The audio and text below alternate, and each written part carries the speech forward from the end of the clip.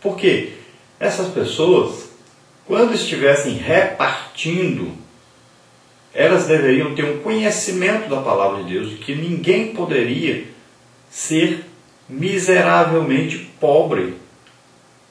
E isso era o que a palavra de Deus ordenava. Não poderia ninguém passar fome. Isso vem da palavra de Deus. Essas pessoas, sendo entendidas na palavra de Deus, teriam plena consciência disso.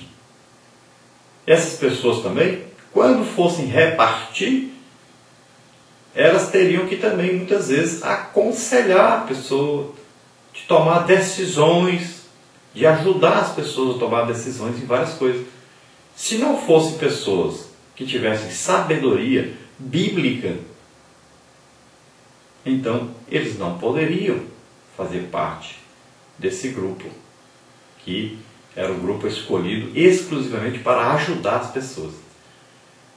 Outra coisa, deveriam então, além de serem cheios do Espírito Santo, que muitas vezes eles precisariam de orar pelas pessoas, de expulsar demônios. Por isso era necessário, muito necessário, ser cheio do Espírito Santo. Era então necessário ter sabedoria, entender da palavra de Deus, para explicar, responder quando fossem perguntadas as coisas para eles. E eles deveriam saber aí o que a palavra de Deus dizia sobre a ajuda às pessoas. Além disso, então, eles deveriam ter o quê? Boa reputação. O que é boa reputação?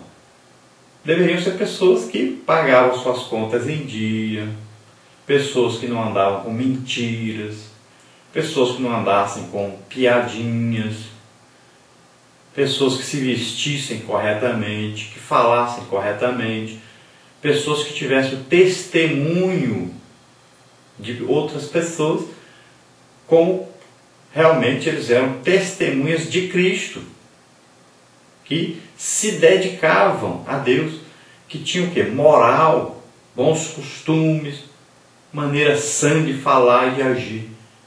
Então eram pessoas que precisavam do testemunho geral da igreja. São realmente cristãos, são realmente santos, são realmente representantes de Cristo. Então veja bem que não é qualquer pessoa que se coloca no ministério. Já a Bíblia adverte, não imponhas precipitadamente as mãos sobre alguém para que ele seja líder na igreja. Não escolhemos isso de qualquer maneira. Não colocamos alguém para dirigir a igreja porque queremos ficar livre dessa pessoa. Não colocamos alguém para dirigir a igreja, alguém que está em pecado neste lugar, vamos colocar em outra cidade, se ele está em pecado. Nós não colocamos parentes para dirigir a igreja com ficha suja, com nome sujo na praça. Nós não colocamos para dirigir a igreja pessoas que estão aí devendo por toda parte e não pagam. Nós não colocamos para dirigir uma igreja alguém que vai, ao invés de glorificar o nome de Deus através do seu testemunho, pessoas que vão aí trazer escândalo às pessoas que não são crentes.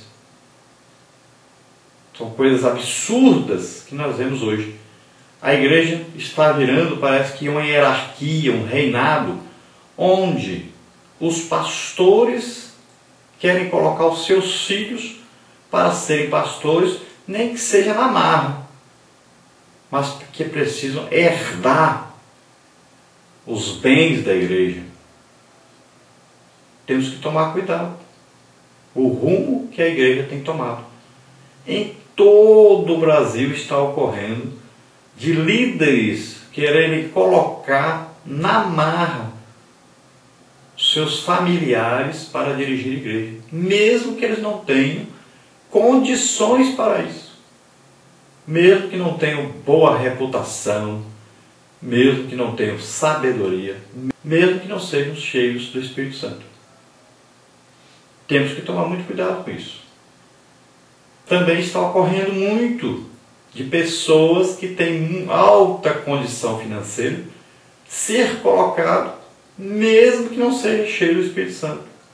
Às vezes preenche um requisito ou dois e falta o principal, que é o primeiro, é ser cheio do Espírito Santo.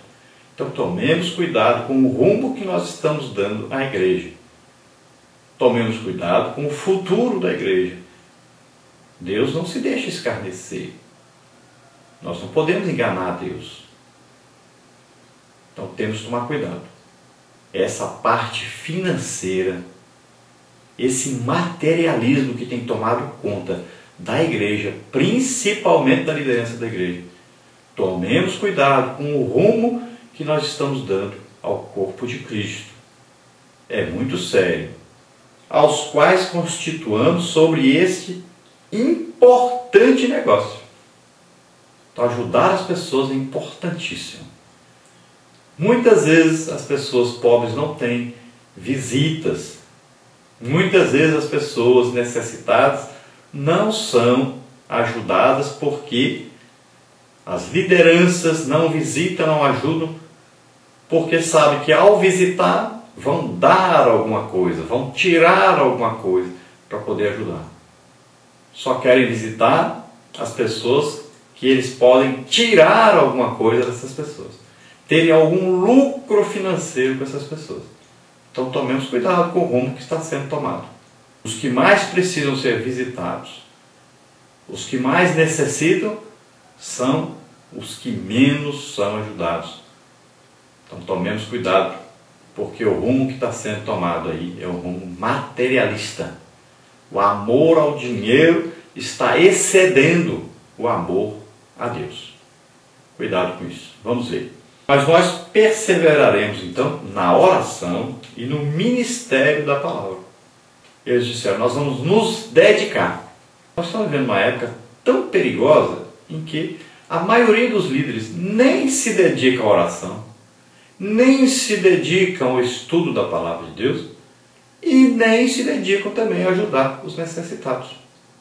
Não sabemos o que eles estão fazendo na igreja.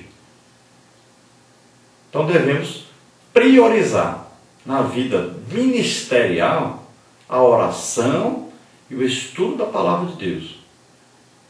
E devemos sempre ter na igreja aqueles que vão visitar e suprir. Aí vão estudar quem está necessitando e vão procurar suprir essas necessidades, pedindo a toda a igreja que colabore, trazendo as coisas. Então podemos convocar toda semana. Temos aí, por exemplo, como é nosso costume, um culto de doutrina, de estudo da palavra de Deus. Então, nesses cultos nós podemos pedir que os irmãos, ao chegarem, depositem uma caixa ou algum cômodo preparado para isso, uma despensa, preparada para isso na igreja. Depositem então, um traz um sabonete, quem pode trazer 1 quilo de arroz traz, quem pode trazer um fardo de arroz traz, quem pode trazer só um creme dental traz. Então, cada um pode contribuir com alguma coisa. Depois, pode-se fazer então a triagem, colocar ali tudo, montar cestas básicas para ajudarem então as pessoas. E essa equipe que visita os lares, que vai vendo as necessidades, principalmente o pastor, ele deve visitar casa por casa e saber as necessidades. Pode aí a assistência social trazer para ele, olha, passamos em casa tal, família tal está precisando. Então. E quando tiver em mãos quem está com necessidade, o pastor vai passar nessas casas confirmando se essas pessoas estão realmente necessitando, e ele vai então depois fazer aí essa distribuição corretamente. É o mais importante e é o melhor, mais acertado. Então, quando os apóstolos tomaram essa decisão, veja que todos se alegraram. Olha, diz que esse parecer contentou toda a multidão. Ficaram contentes, alegres, porque viram que a sua murmuração, sua reclamação foi realmente ouvida, foi estudada e chegaram então à conclusão de que realmente era verdade, que precisava de uma solução. Então ficaram alegres. Então a palavra de Deus diz: contentou toda a multidão e elegeram. Então a igreja, o corpo de Cristo, elegeram aí 7 varões, e todos eles gregos, para fazer esse trabalho. Então agora lá no meio dos gregos haveria comunicação uns com os outros. Eles poderiam conversar agora, a linguagem seria entendida. Então escolheram aqui estes homens, olha, Estevão, muito conhecido, né, da igreja, e aqui diz, olha, homem cheio de fé e do Espírito Santo. Então veja bem, esse Estevão, que já no próximo capítulo nós vamos falar sobre ele, um homem que deu a vida pelo Evangelho, e Deus operava sinais e maravilhas através dele. Então, um homem aqui cheio de fé e do Espírito Santo. Cheio de fé indica que ele acreditava no poder de Deus, que ele ministrava curas, milagres e maravilhas, e Deus fazia isso, sinais e prodígios através dele. Então, cheio do Espírito Santo. Depois, diz aqui, Filipe, que começou como diácono e desenvolveu esse ministério, chegando a evangelista, como nós vamos ver no futuro. E ele tinha uma família que era uma bênção, tinha as filhas que profetizavam. Então se tornou um grande evangelista, se destacou muito. Depois fala de Prócoro e Nicanor, e Timão, e Pármenas e Nicolau, prosélito de Antioquia. De Antioquia ou de Antioquia. Alguns dizem que esse Nicolau é aquele mesmo que é citado em Apocalipse. E fala lá da doutrina dos nicolaítas. Não podemos afirmar isso.